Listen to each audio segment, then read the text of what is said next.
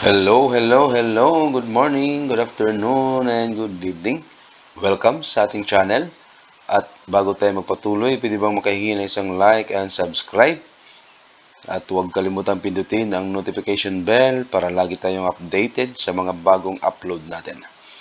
Okay, so our topic is about factoring a common monomial factor. Okay, so na-discuss na natin ito sa last video natin. Pero kailangan natin bigyan ng kunting detalye. Okay, so continue tayo. Common monomial factor, that is AB plus AC, is equal to the A times the quantity of B plus C. Okay? So, example, number 1, for x squared y z cubed minus 2x to the fourth power y cubed z squared plus 6x cubed y squared z to the fourth power. Okay, so first factor, so i-factor natin itong 4, 2, at saka 6. Yung common factor dito ay 2. Okay, then sa kay x squared naman, x to the fourth power, at saka kay x cubed, ang common factor dyan ay x squared. Then kayong y cube at saka y squared. So, y yung common factor. Yung z cube, z squared, z to the fourth power, yung common natin dyan ay z squared. Okay? So, second factor, the first term ay 2z. Okay? So, kasi kapag i-multiply mo yan, that is 2x squared y z squared, 2 times 2, that is equal to 4x squared yz cubed. Next is since negative ito, yung sign, so therefore this is negative. Hindi na siya pwede ito kasi merong 2 na. So that is negative x squared y squared. Again, pag i-multiply mo yan, so the result is negative 2x to the fourth power y cubed z squared.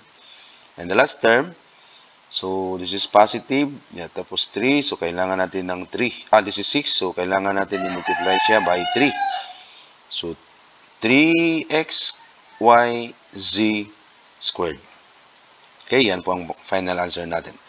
Okay, sa number 2 and number 3, kailangan natin gagamit tayo ng prime factorization para mas madaling maintindihan. Okay, so number 2, that is 2a squared plus 8a. So, gamit tayo ng prime factorization. So, kunin natin itong prime factorization ng a squared, that is 3 times 4, 12, diba? So, yung 4, factor pa yan. So, 3 times 2 times 2. Okay? 3 times 2 times 2. Tapos, dalawang a kasi squared. Okay, times yan. Dito kay 18a, so that is 3 times 3, 6, 9. Yeah? Hindi siya pwede.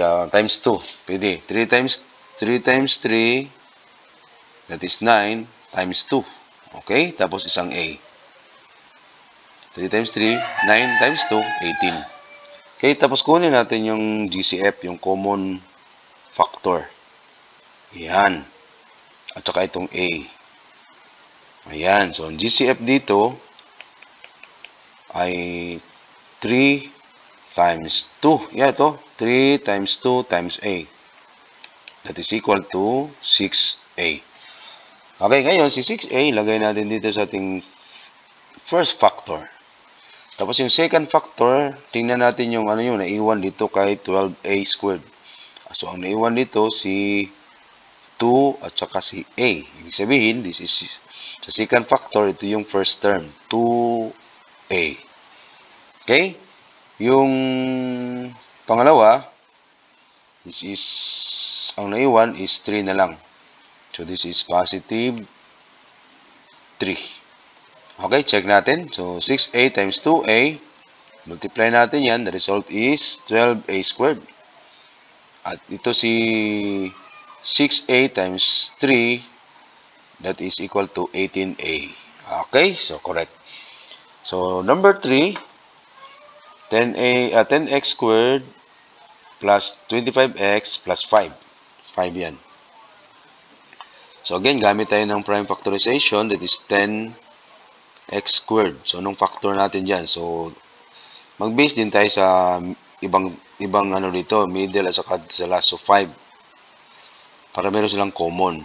So that is 2 times 5. 2 times 5. Tapos dalawang x. O, di ba? Dalawa yung x. Dito naman kay 25x, so ang common dito is 5 times 5. Tapos isang x. Okay? Tapos kay 5 naman ay 5. So dapat ano yan sila, magkatawag yan. O pantay or lugtong or tungod sa Bisaya pa. So yung common dito is 5. Hindi pwede si x kasi walang x dito sa sa pangatlo. So yung GCF is equal to 5. So lagay natin si GCF dito sa first factor. Okay? And then times ang first term ng second factor, ano yung naiwan dito sa kay 10x squared? Unahin mo yan. So, kay 10x squared. So 2 tapos dalawang x, ibig sabihin 2x squared. Okay? Dito naman sa pangalawa, kay 25x, ang naiwan is 5x. Positive. Lagay natin dyan, plus 5x. Then dito sa last, di ba, walang naiwan. So, yung factor ng 5 kasi is 1 times 5. So, therefore, may naiwan pa siya ng 1. So, ibig sabihin, this is positive 1. Okay, check natin. 5 times 2x squared, that is 10x squared. Check. Then 5 times 5x, that is 25x. Check. 5 times 1, that is equal to 5. Check. Okay, so this is your final answer. At hanggang dito na lang muna tayo. And again, sa mga hindi pa naka-subscribe, paki-subscribe na lang at paki-share na rin. At huwag kalimutang pindutin ang notification bell para lagi tayong updated sa mga bagong upload natin. Okay po, so maraming salamat sa panonood at pagkikinig. Okay, so God bless and more power.